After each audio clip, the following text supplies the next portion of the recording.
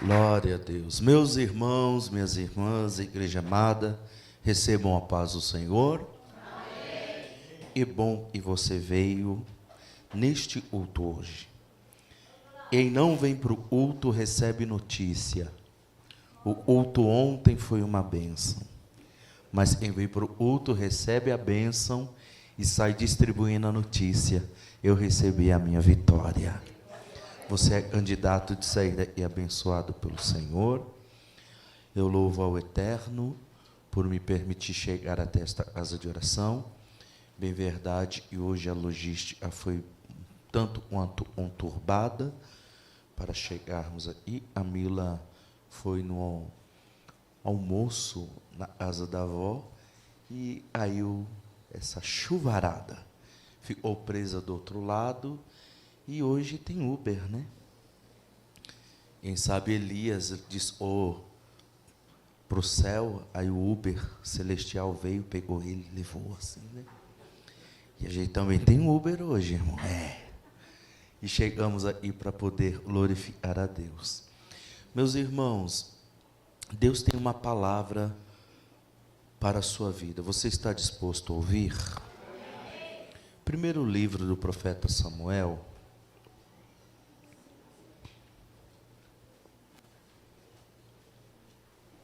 Primeiro livro do profeta Samuel,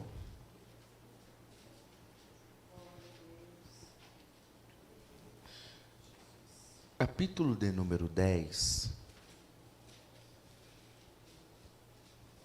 Hoje eu quero tratar com vocês um tema. Eu sei que vocês são chiques demais aqui, né?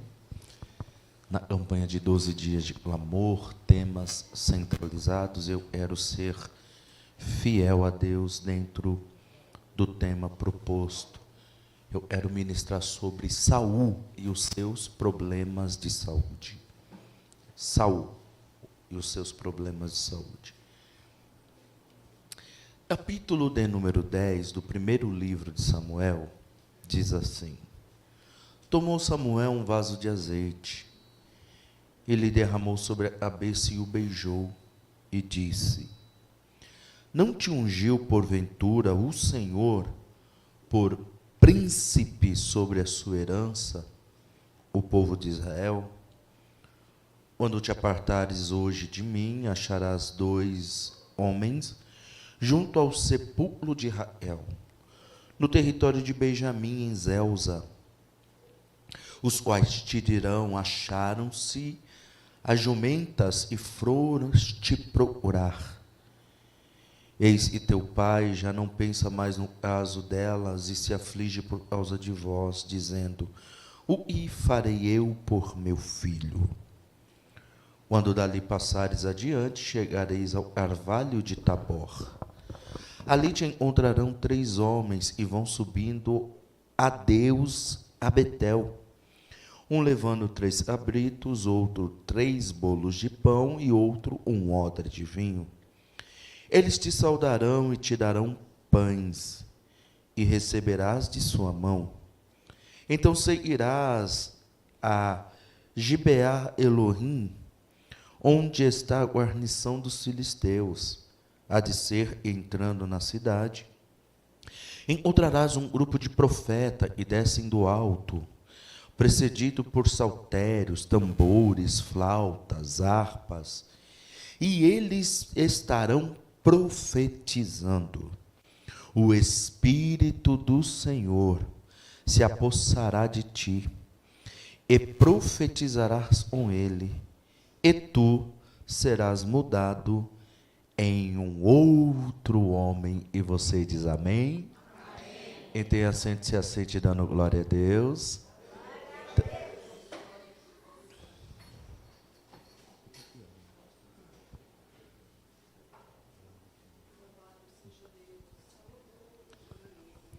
Meus irmãos, dobre sua atenção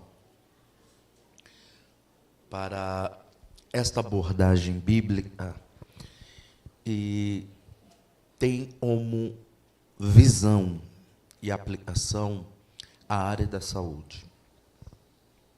Sempre quando nós olhamos as Escrituras Sagradas, nós vemos que o homem foi criado por Deus. Apesar que o livro escrito por Charles Darwin, e tem mais de 70 proposições dizendo, suponhamos que. A verdade é o homem não surgiu de um processo evolutivo. O homem foi criado por Deus. O homem é criação de Deus. É interessante que quando Deus vai criar todas as coisas, Ele vai liberando a sua palavra. Haja, haja, haja. Mas quando Deus vai fazer o homem, Ele não disse, haja o homem. Ele foi criando, formando com a sua mão. Porque o homem não é a expressão do haja de Deus. Ela é a expressão do agir de Deus. A verdade é que o homem tem em si a digital do dedo de Deus. Porque o homem é a formação de Deus. É interessante porque Deus formou um jardim no Éden, e a visão histórico-judaica para jardim é um lugar de paz, um lugar de plena comunhão, um lugar sem problemas, isento de qualquer tipo de adversidade. E é interessante que Deus, quando formou o homem, Deus formou o homem e soprou nas suas narinas. João Ferreira de Almeida vai dizer, e Deus, quando sopra nas narinas do homem, deu ao homem vida, no singular. Mas, na realidade, no hebraico é Shaim, Deus não deu vida ao homem, Deus deu vidas ao homem. A expressão no hebraico em plural, vidas, ela remete a 3 tipos de vida e o homem recebeu um sopro de Deus. Dobre sua atenção, porque quando Deus sopra nas narinas do homem, o homem recebe vida no espírito, na alma e no corpo. Quando a palavra é liberada sobre nós, nós podemos receber vida no espírito, na alma e no corpo. Porque é aonde o sopro de Deus chega. Dobre sua atenção, porque vida no espírito é zoe, vida de qualidade. Vida na alma é nefesh, no hebraico, psique, no grego, ânima, no latim. E a verdade é que quando Deus sopra vida no homem, Deus sopra vida no espírito, na alma e também no corpo. Vida no corpo é bios. O interessante é que Deus formou o homem e para que o homem pudesse interagir entre o mundo físico e o mundo espiritual. Nós somos seres que operam em dimensões simultâneas, no físico e no espiritual. A verdade, e um avivalista chegou a dizer, e a arte da pregação é você interagir entre os 2 mundos e você uni-los em um momento. Porque pregação é você trazer a vontade, a palavra de Deus ao povo, e o povo interagindo, recebendo esta palavra. A verdade é que todos nós recebemos estas vidas de Deus. O interessante é que estas vidas que Deus deu ao homem, foi para ele desfrutar da presença de Deus, de tudo quanto Deus tinha para ele. Porque Deus é sempre o melhor para os seus filhos. Deus tem o melhor para a sua vida. Mas é interessante, Deus tendo o melhor para as nossas vidas, nós precisamos saber administrar as bênçãos e oportunidades que Deus nos dá. Há uma senhorinha muito querida e, meu Deus, no Rio Grande do Sul, mãe da querida pastora Esdras, ela tem o costume de dizer, meu filho, Saúde é igual cartão de crédito.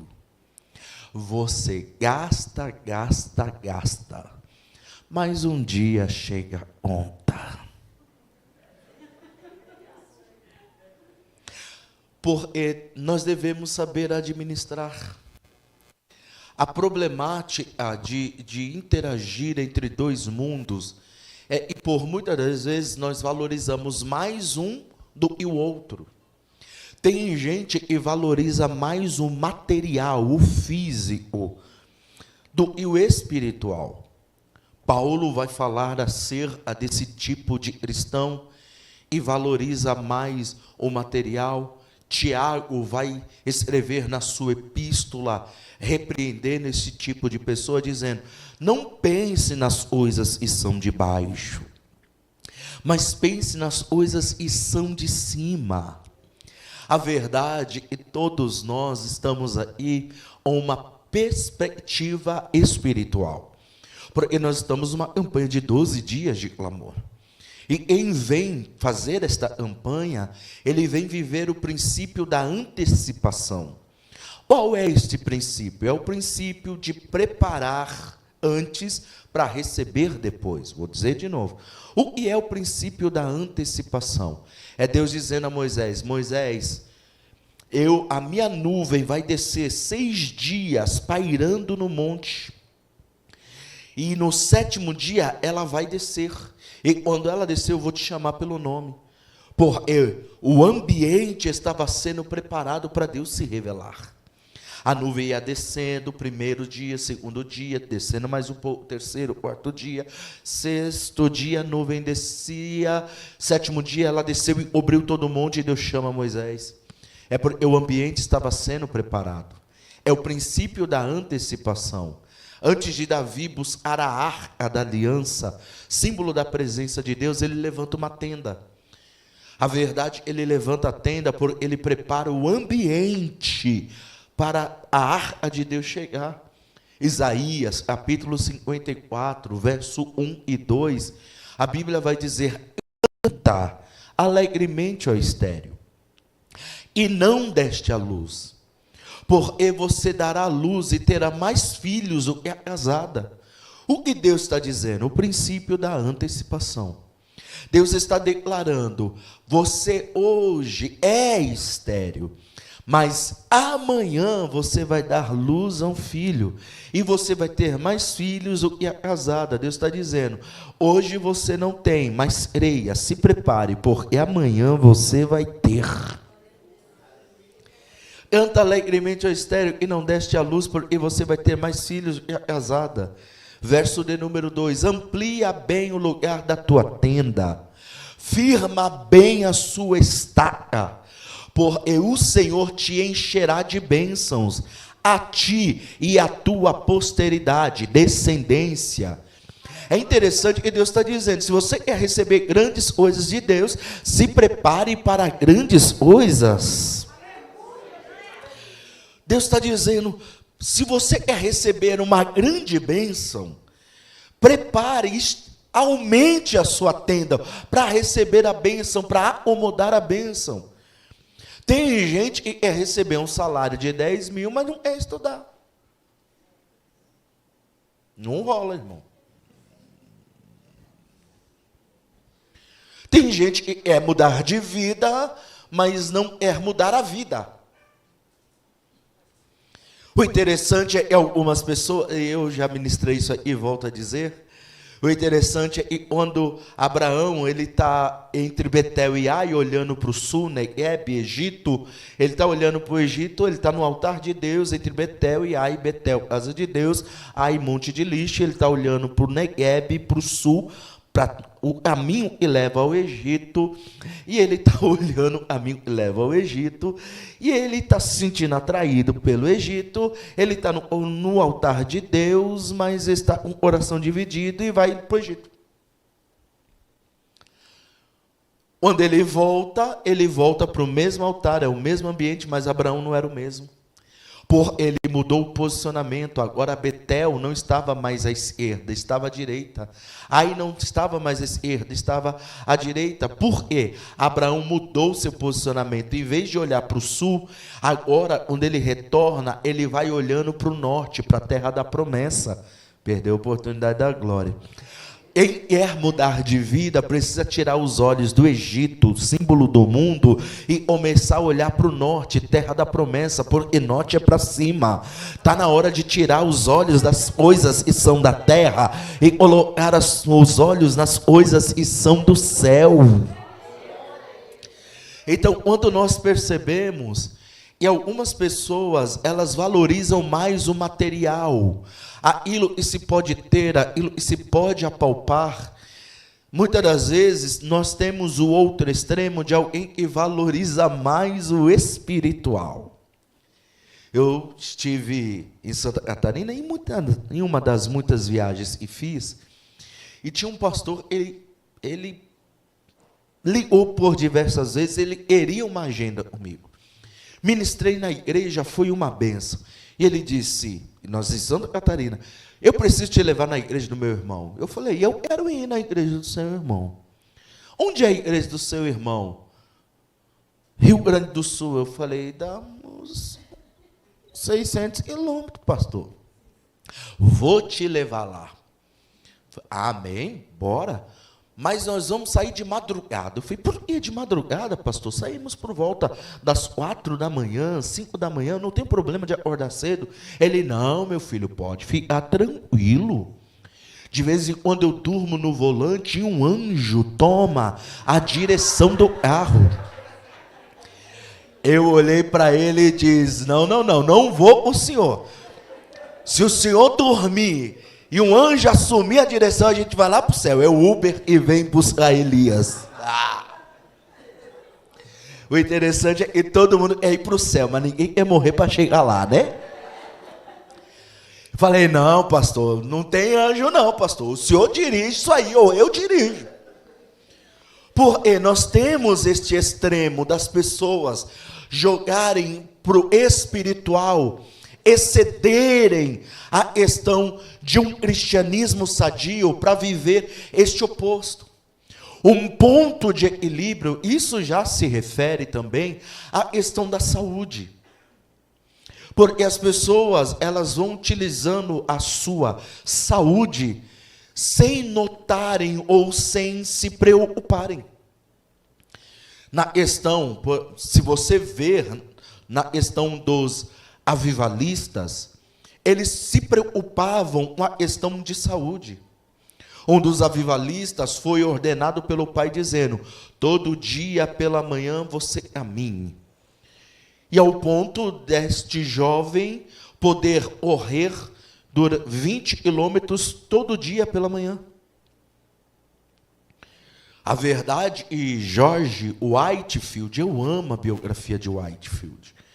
Ele que foi o pregador ao ar livre, ele tinha um pulmão tão forte, a voz dele dava para se ouvir a quilômetros de distância. Mas a questão é, ele treinava o seu pulmão, ele tinha uma saúde voltada a isso. O interessante é que todos nós precisamos compreender que este corpo humano criado por Deus é uma máquina. E ele vai atender a demanda de um tanto, e ele é utilizado. Tanto é, e algumas pessoas, quando param de fazer exercício, dizem, eu estou enferrujado. George Whitefield dizia assim, no final da vida, ele foi convidado para estar ministrando na sua varanda para as milhares de pessoas que se reuniam, e na noite que antecedeu a sua partida para a glória, ele olhou e disse, quem me dera e todas essas espigas fossem almas para eu pregar. A pessoa que estava responsável por ele disse, senhor Whitefield, não são espigas, são pessoas. Ele disse, então eu vou pregar. A pessoa disse, senhor Whitefield, o senhor está mais apto a voltar para a cama do que a pregar.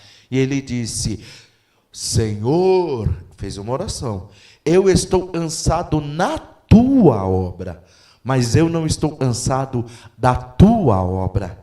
Eu prefiro me gastar do que enferrujar. A verdade é que muita gente não quer se gastar porque prefere enferrujar. Então, para que nós venhamos ter uma saúde, para que venhamos ter qualidade de vida, nós precisamos entender que uma caminhada pela manhã, aderir isso não é pecado. Jesus andava vários quilômetros. Nós precisamos entender a filosofia, a ideologia de que atividades físicas é um pecado contra Deus, é totalmente adverso. É totalmente um engano, porque quando Deus desafia o seu povo para ir para a guerra, atividade física. Quando você era pequeno, você jogava queimada lá na escola, era isso, preparando você para a guerra. Quando você brincava de tirar a cadeira lá, era você sendo treinado para disputar um lugar no metrô.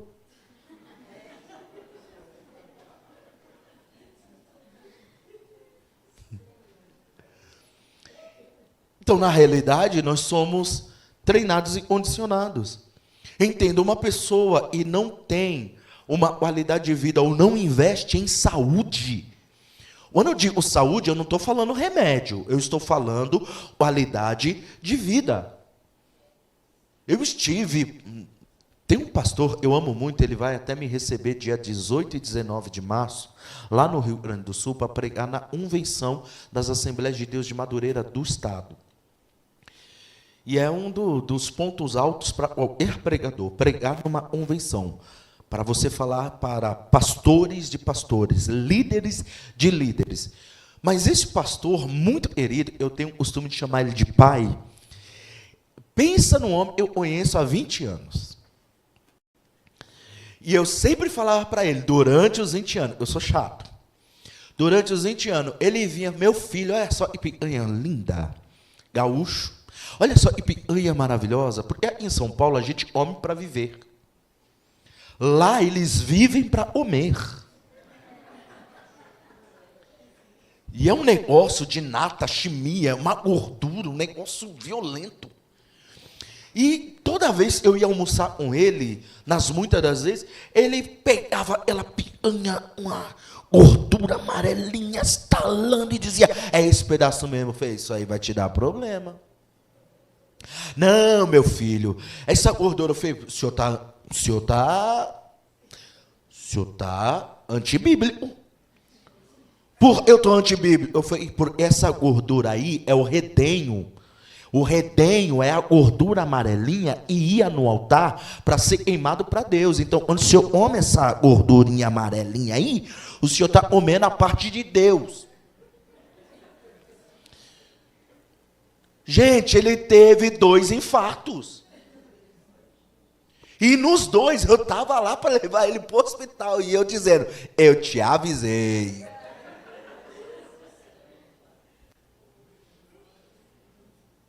Por quê? Você tem que se administrar. E hoje ele é pastor da convenção. E eu olhei para ele e eu disse, é bom que o senhor foi caminhar, né? Ele já pensou se eu chegar aos 60 anos, aí, já um problema, tudo? Ele falou, meu filho, eu tive 2, né? O terceiro eu acho que eu não volto. Eu falei, então, vamos evitar. E toda manhã eu falava para ele, vamos caminhar? Ele disse, meu filho, eu já tenho quilometragem rodada. Eu falei, aonde? No carro. Eu falei, não, mas não tem que ser no carro, o senhor tem que ir andar comigo. Porque você precisa se preparar para o futuro. Gente, em São Paulo, nós somos o 2º maior consumidor de pizza do planeta. Alguém já está dizendo, não fala contra pizza, pelo amor, não fala. Gente, nós precisamos entender. E quando nós falamos de saúde, nós estamos falando daquilo que comemos. Nós estamos falando daquilo que praticamos. Porque o maior interessado para que você seja saudável é Deus.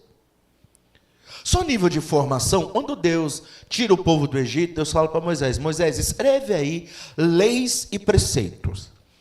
Ô Moisés, e essas leis, vai ter lei militar, né? De ordem de batalha, vai ter lei civil, moral, mas também vai ter umas prerrogativas sobre restrições alimentícias. E o povo não vai poder comer, porque eu vou prescrever por lei. E Deus proibiu. Alguém pode dizer: mas pastor, um camarão é tão bom. Concordo com você.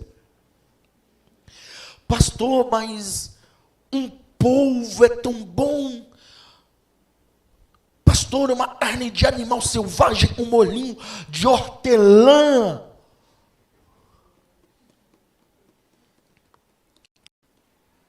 Deus prescreveu dizendo: não coma, porque isso vai te fazer mal. E Deus prescreveu: lave as mãos. Irmão, se o povo observasse a Bíblia, não tinha Covid. Lava a mão. Porque a lei de higiene, ela está proposta na Bíblia.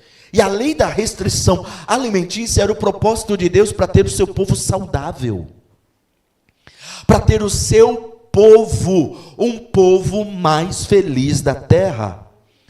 Eu estou ministrando hoje para que você seja, em 2023, uma pessoa feliz. Fazendo parte do povo mais feliz da terra. A verdade é que quando nós observamos a vida de Saul, nós olhamos para ele e nós vemos um quadro clínico muito sério. A primeira verdade sobre Saul é que ele era pastor de jumentos. Gente, vamos entender uma coisa.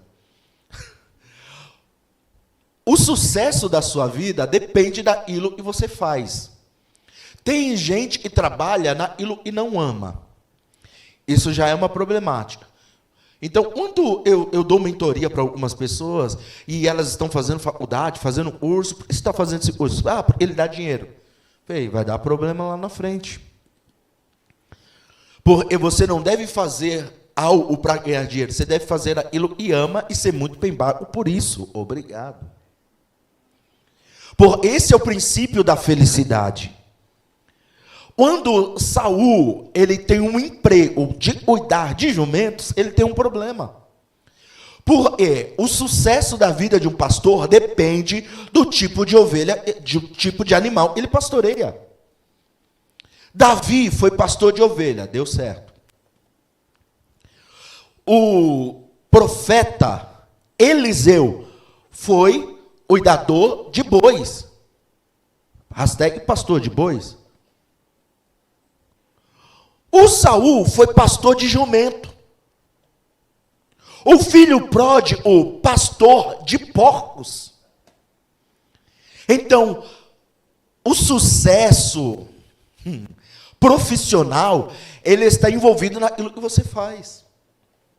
Pastor, mas o senhor tem que falar de saúde, não de trabalho. Agora vem um gancho. Porque a doença que mais impera hoje nas pessoas é estresse, ansiedade. E isso se reflete naquilo que fazemos, ou naquilo que trabalhamos. Estresse, preciso fazer, preciso ter, preciso obter. Ansiedade, eu preciso produzir. O Saul tinha uma junta de jumentos. Imagine você cuidar de jumento. Coisa estressante. Ele empaca. Vai, não vai, vai. Tá certo que Balaão tinha uma jumenta crente, que até profetizava, né? Mas a verdade é que a jumenta que Saul cuidava não era crente, não, igual a jumenta do profeta Balaão. Não era, não. Ou pensa num animalzinho que gostava de fugir, pular cerca. E o Saul tinha que se lidar com isso. Trabalho estressante. Gente, se você quer começar a ter saúde, entenda, o estresse do seu trabalho pode trazer problemas sobre a sua vida. O estresse pode trazer diversos problemas. Vou dizer terceira vez, o estresse no seu trabalho pode trazer diversos problemas. Então, quando você toma a postura de tomar a consciência, entenda. Eu vejo pastores estressados, e eu sempre falo a esses pastores, faça a sua parte, porque a obra é de Deus, e Deus vai fazer a parte dele. Isso no tocante à obra, por muitas das vezes nós queremos tomar o lugar de Deus, e quando isso acontece, irmão, quem tem a noiva é o noivo. Pastor não devia se casar com a igreja, porque a igreja já tem um noivo. Porque quando um pastor casa com a igreja, ele se acha dono dela. Aí os problemas vêm, e ele toma o problema para si, em vez de pegar o problema da noiva e falar com o noivo. E tem alguns que nem fala o noivo e quer pregar para a noiva. Quem não ouve a voz do noivo não pode se levantar para falar com a noiva. A verdade é que um trabalho estressante traz uma problemática. Eu recebi na quinta-feira um amigo de Paris em minha casa. E ele, irmão, ele não parava, pastor Júlio, 1 minuto. E ele sentou no sofá, do sofá foi para o meu escritório, do meu escritório foi para a cozinha, e da cozinha começou a andar pela sala, pegou o controle, e colocou o hino. Eu falei, o hino estava tão bom. E ele, pastor, vamos ali. Eu falei, vamos ali aonde? Você está em casa, está tranquilo? Não, já vamos para o aeroporto. Eu falei, cara, seu voo é só 22h45. Voo de Guarulhos direto ao Charles de Gaulle em Paris, fica tranquilo. Eu já falei com a sua esposa, ela vai te pegar lá no aeroporto, fica em paz. Ele, não, mas eu falei, você trabalha com o quê, Marcos? Ele disse, eu trabalho em manutenção. Manutenção de quê? De antenas. Eu falei, antenas aonde? Em Paris? Eu subo de rapel nos prédios. Eu falei, é adrenalina? Ele, é adrenalina pura. Eu falei, é por isso que você não para, cara. Porque o trabalho dele trouxe a filosofia de vida. Eu tenho que ir, eu tenho que subir, eu tenho que fazer, eu tenho. Entenda algo, e existe o estresse do trabalho na vida conjugal. Deixa eu mexer agora aqui. Irmão, entenda algo. Deus preparou Isaac para Rebeca e Rebeca para Isaac, sim ou não? O Abraão ora, o Eliezer ora, o Isaac ora, mas a Rebeca não ora. Gênesis 24. E quando a Rebeca vem, ela recebe os tesouros, presentes. É interessante, e a prova Eliezer faz, dizendo, Senhor, quem será a esposa do filho do meu Senhor? A mulher sair de dentro da cidade e vir ao poço, pegar água do poço, eu vou me apresentar a ela, ela vai me dar de beber da água.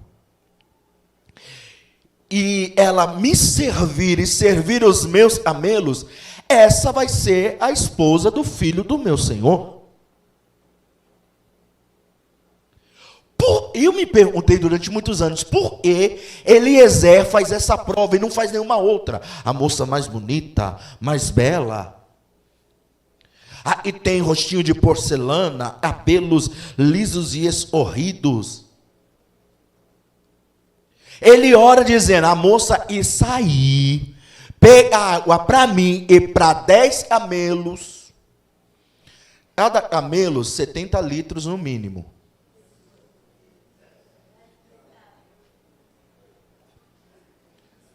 Deixa eu te falar uma coisa. E um odre carregado pelas mulheres tinha em média de 20 litros. Isso, uma mulher forte. Aí tem os de 10. Lembrei de um caso. Estava na Bahia pregando. E eu fiquei hospedado no interior da Bahia, no sertão. E o irmão que me hospedou, ele tinha um poço no fundo da casa dele. E ele me disse: ô Paulista, vá lá no poço, vá. Para quê? Pegar água. Vou. Tome aí a jarra. Fui no poço.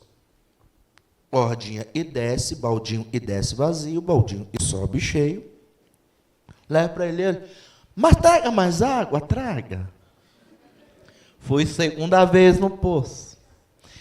Baldinho e desce vazio, baldinho e sobe cheio. Levei, tá, e ele, não se aveste, não. Traga mais água. Eu falei, me dá um balde maior.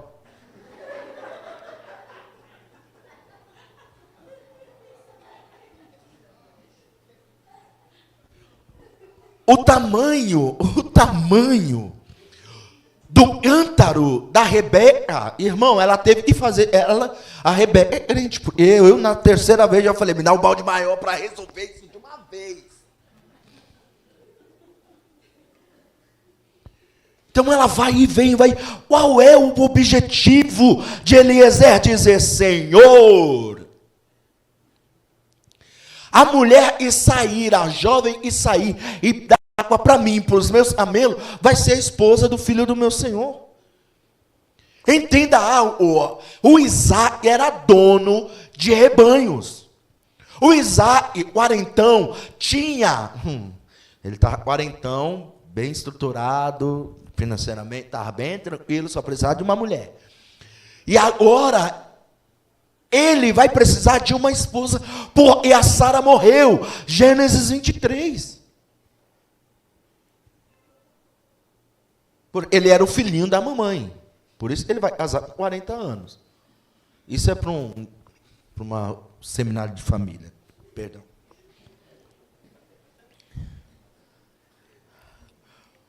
Se o filho do meu Senhor tem diversos bois, camelos, jumentos, ovelhas, então ele deve se casar com alguém e se familiarize com o tipo de trabalho dele. Ou pelo menos respeite o trabalho dele. Ou pelo menos contribua com o trabalho dele, vai doer. O camarada é empresário, a mulher não quer se envolver no trabalho do marido. Não, aí a mulher quer se envolver e o marido não quer deixar. Gente, quando você divide a carga, tudo fica bem mais fácil. A questão é, quando alguém quer centralizar, quer fazer tudo, e o ativismo é o maior problema. O Saul vivia com jumento. E ele tinha em si um problema muito sério, porque isso gerou nele ansiedade. É igual meu amigo Marcos de Paris. Abre comigo a sua Bíblia aí. 1 Samuel 13, verso 8 e 9. Porque a ansiedade é um problema muito sério. O tipo de trabalho de Saul gerou nele uma ansiedade. Capítulo 13, versículo 8 e 9 diz assim: então disse Saul, trazei-me aí o holocausto, as ofertas pacíficas, e ofereceu o holocausto.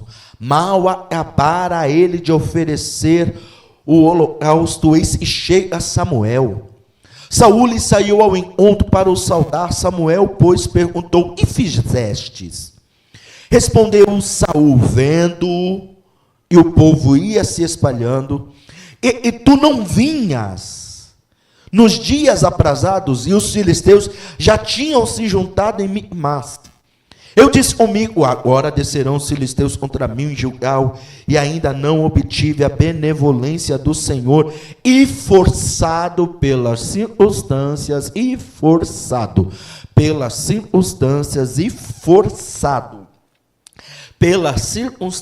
ofereci holocausto. Verso 13, concluímos. Então disse Samuel a Saul: procedeste neciamente em não guardar o mandamento que o Senhor teu Deus te ordenou, pois teria agora o Senhor confirmado o teu reino sobre Israel para sempre. Olhe para mim, você já notou? O Saul é tão agitado, ele tem uma ansiedade tão grande, ele toma a postura de agir forçado pelas circunstâncias. E o que é isso? Ansiedade.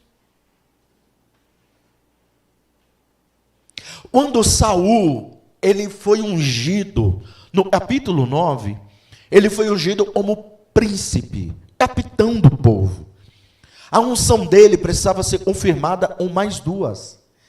Esta unção sacerdotal, porque os reis, eles poderiam migrar no protótipo de ter a unção de rei, sacerdote e profeta. A verdade é que Saul recebe a primeira, a segunda ele perde, e a terceira ele não alcança. Porque ele é ansioso. A ansiedade é um problema sério. Porque a pessoa que vive ansiosa, dobre sua atenção, porque as 3 maiores doenças dos séculos estão relacionadas ao tempo: ansiedade, estresse e depressão. Quem fica preocupado com o passado, vive em depressão. Eu fui, eu tinha, eu era outro carro, era outra casa, era outra bancária, eu tinha mais dinheiro, é a glória do museu, sabe? Aí quem não sabe administrar o tempo presente, vive no estresse. Preciso fazer, acontecer. Vai ter uma taquicardia, pelo amor de Deus.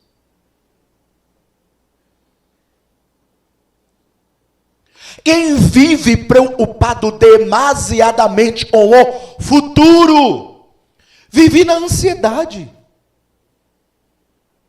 Eu preciso alcançar. E a pessoa esquece do conselho de Tiago e diz: amanhã nós faremos, se Deus quiser. Porque quem não sabe administrar os tempos, passado, presente e futuro, pode cair na armadilha e perder saúde, na depressão, no estresse e na ansiedade. Eu dou glória a Deus, porque Deus, glória, com respeito ao passado, Ele já perdoou os nossos pecados, e o passado ficou no passado. Vou dizer de novo: o passado ficou no passado, porque o passado não gera vida, o passado é estéril, o passado é só um ponto de referência para você dizer: eu não vivo mais lá, o meu alvo é Cristo. Porque tem gente que está presa ao passado. Me ajude.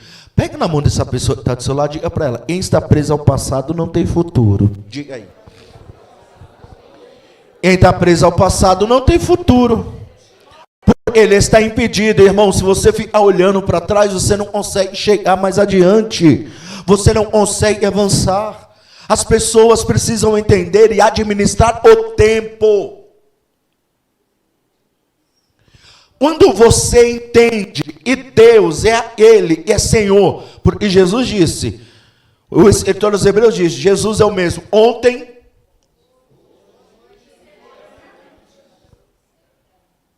passado, presente e futuro.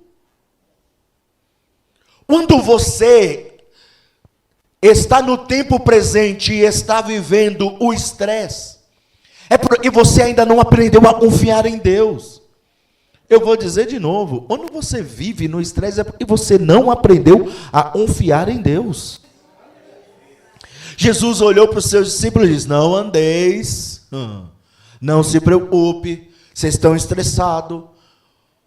O Pedro, Jesus vai fazer a segunda multiplicação de pães. O Pedro traz 7 peixes, 7 pães, 2 peixes. E Jesus faz um milagre menor do que a primeira multiplicação. Por que isso aconteceu? Se Jesus, com 5 pães e 2 peixinhos, levantou 12 cestos grandes, cheios, Jesus, com 7 pães e alguns peixinhos, ia fazer um mercado municipal maravilhoso ali. Mas não aconteceu. E o Pedro, por causa do seu estresse, ele escondeu um pão dentro do barco. Ele pensou, vai e não acontece milagre, e aí eu vou, pelo menos eu vou ter meu pãozinho. E Jesus repreende o Pedro, dizendo: vocês não entenderam o que aconteceu? Porque na primeira, 5 pães e 2 peixes é 12 cestos. E agora, esses 7 pães não levantou 12 cestos. E o Pedro aparece com o pão na mão. É por causa disso. Quando você não confia em Deus para ser a sua providência diária, alguém pode dizer: pastor Isaac, com qual legitimidade você fala sobre isso? Eu ainda estou em tratamento, e o interessante é, eu estava fazendo as contas, né, de tudo, e eu pensei esses dias, eu falei: Deus, eu já estou há 2 anos, 2 anos sabáticos forçado. Senhor, 2020, chegou a pandemia, não preguei nenhum dia, durante todo o ano. 2021, pandemia ainda em vigência, não preguei. E quando a pandemia passou, minha médica não me liberou para viajar. E ainda colocou restrições para eu pregar. E eu estava olhando no retrovisor da vida, e olhando, falando: meu Deus, como é que eu consegui viver 2 anos sem trabalhar? Não faltou leite, não faltou pão, não faltou nada. Pastor, como é que foi isso? É simples. Quando entrou a pandemia, chegou a notícia, eu estava com um tumor no pescoço, eu fui orar: Senhor, eu dediquei toda a minha juventude a Ti. Viajei pelo Brasil e pelo mundo pregando a Sua palavra. Tu és o meu Deus. Eu Te amo porque Tu és o meu tudo. Senhor, eu não vou poder viajar, não vou poder pregar, eu estou doente, Senhor, eu preciso, e o Senhor cuide de mim. E até orei ao salmista Davi: eu sou pobre e necessitado, mas o Senhor cuida de mim. 2 dias depois, telefone toca, e alguém me liga: o irmão José. Você conhece alguém milionário com o nome de José, pelo amor de Deus? Pastor Isaac. Fala, irmão José. Você sabe que eu sou homem de Deus. Sei, irmão José. Você sabe que Deus fala comigo. Eu falei: eu sei, irmão José. Já estive aí na sua casa, na cobertura, no seu duplex, para a gente orar. Eu estive pregando aí na sua cidade. Eu sei que o senhor é um homem de Deus. Ele falou: e Deus fala comigo, pastor Isaac. Eu falei: o que foi que Deus falou contigo, irmão José? Eu estava orando, pastor Isaac. E 2 dias atrás, eu orando, e Deus me disse: liga para o meu servo, porque o meu servo está doente, ele não pode mais pregar e nem viajar, e Deus me disse para eu cuidar do Senhor. Eu falei, como é que o senhor vai cuidar de mim, irmão José? Não, pastor Isaac, não se preocupa com o seu aluguel, não se preocupa com conta de água, luz, telefone, internet, não se preocupa com a fraldinha da Manu, porque todo mês, pastor Isaac, eu vou enviar R$2.000 para o senhor ficar tranquilo. Durante 16 meses, oh glória! Porque quando você descansa em Deus, oh glória, levante a sua mão, o Senhor dá aos seus amados enquanto dorme o pão. Vou dizer de novo, enquanto você descansa, enquanto você dorme, o Senhor prepara o melhor para a sua vida. Para de viver estressado, pelo amor de Deus, Deus tem o melhor para a sua vida. Aprenda a descansar em Deus. Aprenda a descansar, porque quem vive de olho no futuro, estressado, não sabe administrar o tempo futuro, ele tem ansiedade. Eu preciso chegar, preciso ser, preciso fazer. Irmão, você não deve temer o amanhã. Tem gente que teme o amanhã. Eu estava conversando com um amigo, eu não quero ter filho porque o mundo do jeito que está. Eu falei, deixa de ser bobo, rapaz. Seu filho vai ser uma bênção para essa geração. Tenha um filho. Não, mas como é que eu vou cuidar dele? Não temas o amanhã. Deus está te esperando lá. A verdade é que as pessoas não sabem administrar esse tempo e acabam se perdendo. E com isso, a saúde vai embora. O Saul tinha um problema muito sério, e era um problema de timidez. E era um problema, e foi ocasionado, por ele já tinha tendências depressivas. Se você quiser, 1 Samuel 10, 21 e 22, eu estou na Bíblia, vem comigo. 1 Samuel 10, 21 e 22, diz assim, tendo então feito chegar a tribo de Benjamim pelas suas famílias, foi indicado a família de Matre, e dela foi indicado Saul, filho de Quis. Mas quando o procuraram, não podia ser encontrado. Então tornaram a perguntar ao Senhor se aquele homem vier ali. Respondeu o Senhor, está aí, escondido entre a bagagem. A verdade é que Saul, ele tinha uma timidez, e ele era lindo, belo, dos ombros para cima, cabelos negros, olhos castanhos, escuro. Ele era o mais alto de Israel, aproximadamente 2,2 metros. Era o homem mais qualificado para enfrentar o Golias, mas ele não quis, não. A verdade, ele tinha uma timidez na sua vida. E essa timidez ocasionou algumas percas. Enquanto o povo queria conhecer o novo rei, o Saul está brincando de esconde-esconde.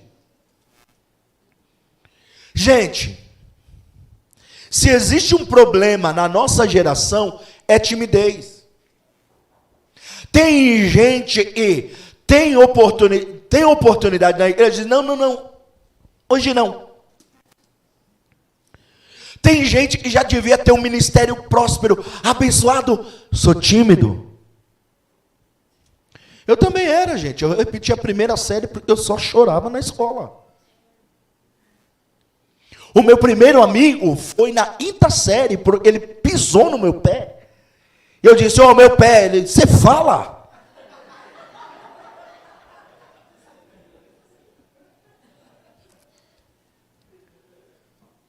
De tão tímido eu era. Aí eu entro numa igreja com 11 anos de idade, na rua Luiz Mateus, número 860, na Brasil para Cristo, pastor Paixão, missionário Irani. Eu entro num culto e tem um profeta muito doido. Ele jogava água no povo, jogava terra, subia nas cadeiras. Ele olhou para mim e falou, você é menino? Eu falei, eu? Você vai ser um pregador? Eu falei, eu é um pregador? Primeira vez na igreja. Pregador é um homem que pega o microfone e fala com autoridade e poder. Eu falei, errou de endereço. Eu não. tímido. E ele disse, você vai viajar o Brasil, vai viajar o mundo. Eu falei, errou de endereço de novo, nunca saí de Guaianazes.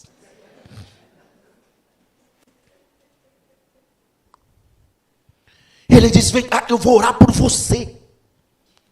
Ele pôs as duas mãos na minha cabeça e orou. Irmão, é um problema para largar o microfone agora. Esses dias eu estava pregando, o microfone começou a falhar. Eu falei para os irmãos, o microfone até acabou a bateria, eu estou cheio ainda, cheio. Estou carregado. Por quê? Porque Deus não nos deu um espírito de timidez. Deus nos deu um espírito de ousadia. E essa timidez, eu vim aqui para profetizar, essa timidez em 2023 não vai te dominar. Não. Você vai fazer algo maravilhoso para Deus, você vai começar a cantar para Deus, vai começar a falar das coisas de Deus, vai começar a pregar sobre Deus. Eita glória, porque esse espírito de timidez vai te abandonar. Não, você vai se apresentar diante de Deus. Porque tem gente que tem vergonha de cantar, de pregar, e tem até vergonha de contar o testemunho. Se eu estava numa igreja, pastor, e tem um testemunho para cantar, a irmã levantou a mão, vem contar, não. Eu falei, irmã, conta a bênção para chegar mais bênção. Porque quando você, entenda, o anjo da justiça de Deus, ele tem um par de asas. Mas o anjo do agradecimento, ele tem 3 pares de asas. Então, quando você agradece, o anjo já sobe dizendo, Senhor, ele te agradeceu. Aí Deus já olha e diz, ele está agradecendo? Se está agradecendo, vai receber mais bênção. Então, seja grato, porque o Senhor tem feito muita coisa na sua vida. Deus não é um povo tímido, Deus é um povo ousado. Nós temos uma problemática, porque Saul tinha um problema de depressão, comprovado. Vamos lá. Você sabia que clínica, a palavra clínica no latim é reclinar-se? Era o ato de alguém deitar e o médico olhar para ele, deitado. Era uma questão de exame. Se nós olharmos clinicamente para a vida de Saul, depressão. Se olharmos para a vida de Elias, podemos ver depressão. São doenças da emoção do homem e não consegue conciliar. O Elias tinha depressão por causa que não sabia se lidar com a circunstância. Jezabel se levantou contra ele. Ele não tinha o poder, o controle da situação, ficou depressivo. Ele está indo para o deserto, pega o seu moço, o ajudante, e diz, pode ir embora. Ele quer ficar na solidão. Todo depressivo não é ninguém perto dele. O Elias olha e diz, eu quero morrer, pessimismo. Ele acha que o peso é insuportável. E quando Deus vai falar com ele, ele diz, Senhor, mataram os teus profetas. Senhor, não tem mais ninguém, eu sou o único, exclusivo, e eu estou aqui em depressão. Deus diz, Elias, eu guardei 7.000 que não dobraram os joelhos diante de Baal. E o que Deus faz para Elias sair da depressão? E o que você deve aproveitar? Porque quando Elias está na depressão, o anjo do Senhor encontra ele dormindo. O anjo não acorda ele não, na primeira. Deixa ele dormir, porque uma pessoa depressiva tem que passar pela sonoterapia. Pode dormir, meu filho. Enquanto você está dormindo, tem pãozinho na brasa, tem um odre de água. Elias acorda e o anjo está lá. Come pão, meu filho. Bebe água. Você vai ter uma dieta diferenciada. E qual é a dieta? Pão e água. Elias comeu, bebeu, voltou a dormir. Um outro anjo vem. Se você olhar no texto, o anjo do Senhor vem, toca nele e diz: Elias, levanta, come e bebe, porque muito comprido é o seu caminho. Está na hora de você se alimentar com uma comida mais forte. Está na hora de você começar a reagir. Irmão, tem gente que quando está depressivo, ele diz: ó vida, ó céu, ó azar, nada dá certo. Irmão, dorme um pouquinho, descansa, se alimenta muito bem. Por quê? Porque Deus vai tomar a frente e a direção. Na depressão de Elias, ele vai desabafar com Deus e Deus vai tratá-lo. E Deus vai dar perspectiva de futuro. E qual é a perspectiva de futuro? O Senhor matar os seus profetas. Tem 7.000. Você vai ungir Eliseu, profeta no teu lugar. Você vai ungir o novo rei da Síria. E você vai ungir o novo rei. Ah, Senhor, mas por que tudo isso? É porque eu estou te dando perspectiva de futuro. Porque quem está na depressão só fica olhando no passado. Então eu vou te dar metas para o seu futuro. Pergunta aí para essa pessoa: tem metas para 2023? Pergunta aí. Tem que ter meta, irmão, senão você não chega lá. Porque objetivo é uma coisa e método é outra. Vou dizer de novo. O que significa a palavra metodologia? Metos, caminho, acesso, logia. Palavra. Então, como é que eu chego ao meu objetivo? Abrindo um caminho. Então, métodos é caminho. Você tem que abrir um caminho para chegar ao seu objetivo. Então, Deus está dizendo: Elias, para você vencer essa depressão, coloca o objetivo. E outra coisa, vai fazer exercício físico. Com a força dessa comida, vai andar 40 dias e 40 noites. Pode ir. Põe na sua vida isso. E eu termino aqui dizendo: e o Saul tinha um problema bem mais sério de saúde. Ele tinha um problema chamado bipolaridade. Faz o fundinho para mim. Ele tinha um problema chamado bipolaridade. Bipolar. 2 polos. Ele migrava de humor. Mas por que tudo isso acontecia na vida dele? Lembra, ele foi transformado em um novo homem? A questão é que, devido às suas atitudes e ações, suas decisões, seu caminho, o Espírito do Senhor se retirou dele. Irmão, quando o Espírito de Deus não está na vida de alguém, tem um espaço muito grande para Satanás operar. Há quem diga que é uma verdade: mente vazia é a oficina do diabo. Imagina uma vida vazia de Deus. Porque a causa da derrota não é a força e nem o poder do diabo, é a ausência de Deus. Saul, ele vai se tornar bipolar. Quer ver um quadro de bipolaridade comprovado? O Saul olha, ele recebe Davi toca diante dele, porque vinha um espírito mau, tomava a mente de Saul, e ele agora ouvia o tanger dos dedos de Davi e se aliviava. 1 Samuel 17, Davi vai para a guerra, vence o gigante, e Saul pergunta: quem é esse moço? Espera aí, ele tinha conhecido. Era o moço que tocava para ele. Não me lembro.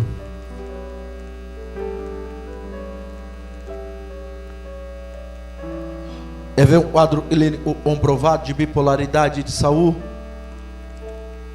Saul, Davi, meu filho, vem jantar conosco. Ele pega uma lança e tenta encravar Davi na parede. Não obstante, alguns dias depois, Davi, vem jantar com a gente. ele tenta encravar Davi novamente na parede, uma lança. Porque a bipolaridade, uma hora a pessoa te beija, e na outra face ela te morde.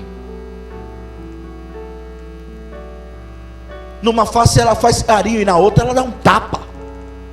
Porque ela não sabe se lidar com os dois polos.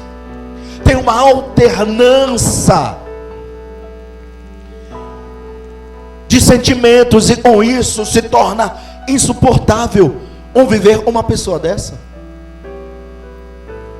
O Saul tem um quadro clínico de bipolaridade, porque quando ele tenta matar Davi, encravado na parede, porque há 5 níveis de bipolaridade, o último é serial killer.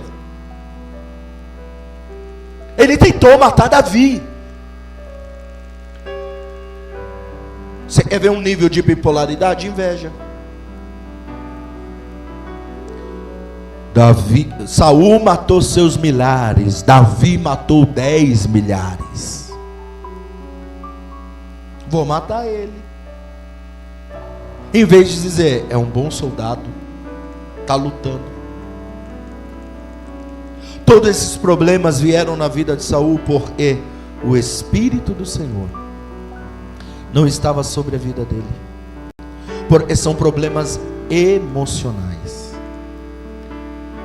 Eu termino aqui dizendo, já deu 1 hora, ó. Nem parece. Saul, por causa da ausência de Deus, ele queria tanto ouvir alguém, e ele chegou a um quadro de bipolaridade e depressão profunda, ao ponto de consultar uma feiticeira, uma médium, uma chamadora de espírito, ou no hebraico, senhora dos espíritos. Ele disse, se Deus não quer falar comigo, o outro lado fala. Eu preciso ouvir algo. E Saul toma a postura de se lançar sobre a sua espada. Isso é o que eu chamo da síndrome de Pilatos. Porque o Pilatos, ele não soube conviver com toda a cena. Ele foi mandado para um exílio em Viena, e ali ele tirou sua própria vida. Porque quando uma pessoa não sabe administrar com sucessos e insucessos, não sabe se lidar com uma saúde mental, porque em Cristo nós temos santidade, e nós também temos sanidade. Sanidade, aí você põe um T no meio, você tem santidade. É a cruz que nos traz santidade, e da cruz também vem a sanidade, saúde para a sua vida. É pela cruz de Cristo. Levante sua mão e recebe essa palavra. Pelas suas pisaduras nós somos sarados. Ele levou sobre si todas as nossas dores, todas as nossas culpas. O castigo que nos traz a paz estava sobre ele. Eu vou dizer de novo, e pelas suas pisaduras nós somos sarados. Sanidade, e do sangue do Cordeiro nós recebemos santidade. Hoje é o que Deus tem para a sua vida. Deus tem saúde para o teu espírito, glória. Deus tem saúde para a tua alma. Depressão, síndrome do pânico, ansiedade, estresse, tristeza, amargura, pega tudo que te pertence e vai embora agora, porque essa pessoa vai receber sanidade, ela vai receber estruturação emocional para se lidar com a perca, meu Deus, para se lidar com as atitudes, Senhor, com as vitórias. Eu te dou glória, meu Senhor, eu te dou glória. Levante sua mão direita dando glória, a esquerda junto com a direita dando aleluia, com as duas mãos erguidas. É o Senhor que vai trazer santidade e sanidade para a sua vida.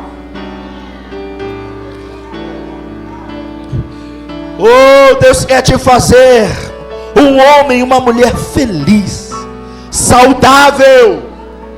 Orabara andorreminarabaia. Eu estou sentindo Deus aqui, aleluia, aleluia, aleluia. A palavra de Deus vai até a divisão da alma e do espírito, até juntas e medulas. Hoje Deus está fazendo uma cirurgia. Hoje Deus vai virar a chave na mente de alguém. Fica aí depressivo, achando que ninguém te ama. Não. Hoje é o dia que Deus está virando a chave. Você é filho de Deus. Você é filha de Deus, princesa do Senhor. Você é sacerdote do Altíssimo. E você vai viver santidade. Fique de pé comigo.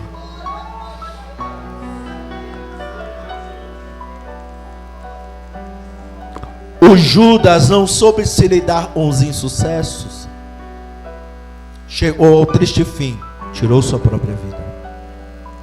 Pilatos não soube se lidar com suas decisões, tirou sua própria vida. Aitofel, pai de Eliã, era pai de Batseba, conselheiro real de Davi, o homem mais inteligente da sua geração. Quando alguém queria receber uma resposta de Deus, ia até ele, porque a resposta que ele dava era uma resposta de Deus na terra. Oh, glória. Ele fez uma estratégia, nutriu na sua vida um sentimento de vingança contra o rei Davi. Ele carregou um sentimento por mais de 20 anos, gente. 20 anos. E quando ele fez a estratégia para Absalão matar Davi, e o seu conselho não foi aderido, ele falou: vou tirar minha vida.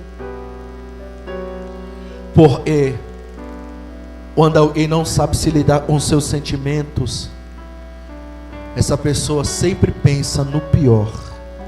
E hoje Deus está tocando na mente de alguém para te dar sanidade, saúde, oh glória.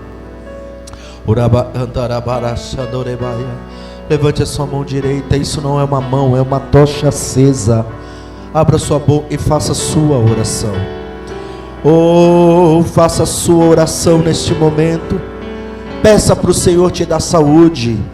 O nome dele é Jeová Rafá. Oh, Jeová Rafá, o Senhor e sara, o Senhor e cura. O nome dele é Jeová Ropeca, é o Senhor e restaura. É o Senhor, glória, oh glória, oh glória, oh glória, oh glória.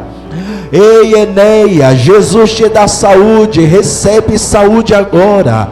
Jesus te dá saúde. Estas são as palavras de Pedro a Enéas na cidade de Lídia, e eu libero sobre a sua vida. Ei, minha irmã, ei, meu irmão, recebe saúde. Jesus te dá saúde. Recebe saúde agora na tua mente, no teu espírito, nos teus sentimentos. Recebe saúde agora.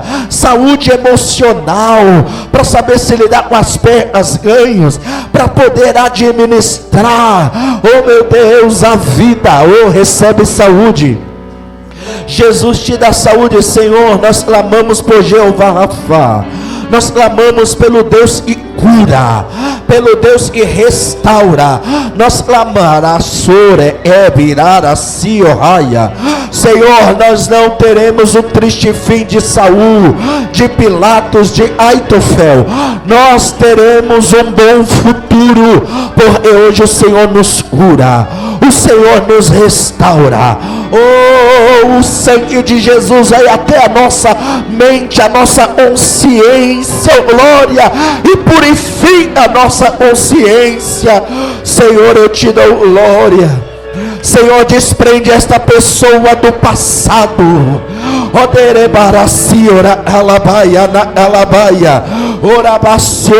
Desprende esta pessoa, para ela se encaminhar para o bom futuro. Senhor, nós oramos em o nome de Jesus. Oramos, sabemos que seremos atendidos, porque Tu és bom e a Tua misericórdia dura para sempre. Quem pode aplaudir ao Senhor?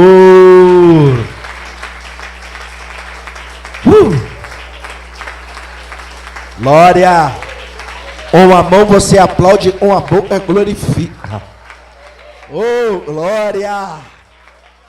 Aleluia!